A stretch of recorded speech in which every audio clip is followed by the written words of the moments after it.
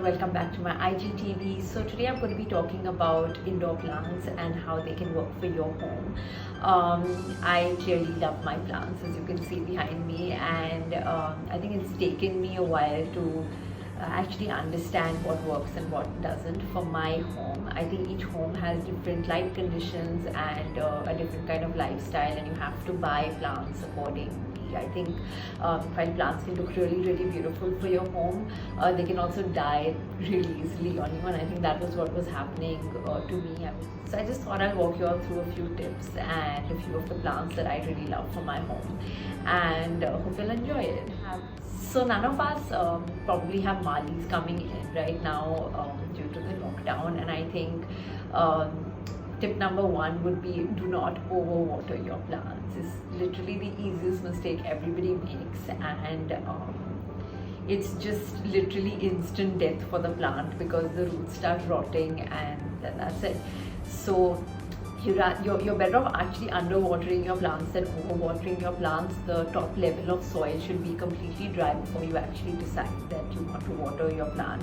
I had bought this moisture meter from Amazon quite a few months ago. I know you all won't have access to it right away, but when you all do, it actually just tells you whether your plant really needs watering or it doesn't, depending on how wet the soil is. So this is great. So secondly would be sunlight. I think this was my biggest challenge because I have one window that gets good sunlight and all the other windows just overlook a building or something, and my plants were constantly dying on me all over the house. And finally someone actually told me that you need to actually bring all your plants to this one window where you get direct sunlight and let them sun for at least 4 hours every 3 times a week at least, and that's the only way that they will survive. So tip number 2 would definitely be give your plants good sunlight because that's their food, you know. So the last tip would be really to choose the correct plant for your home, not just because it looks good, but because it'll actually survive there.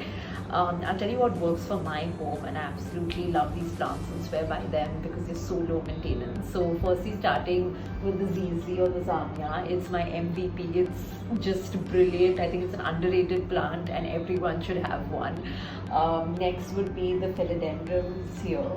They're again a really nice, beautiful vine looking plant, but they're beautiful. They're similar to money plants, just the way they look and their vines, but they still have a lot of character. Then the money plant, the leaves become huge. They're really low maintenance. You can't go wrong with that.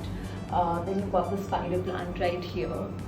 Again, I just like the grassy look of this, which is quite different from all the other plants that I own.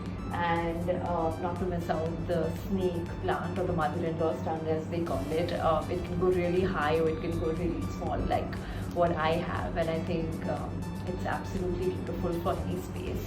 So then lastly, I've got these air plants over here. They don't need soil or water, but they just need sunlight and a little bit of misting.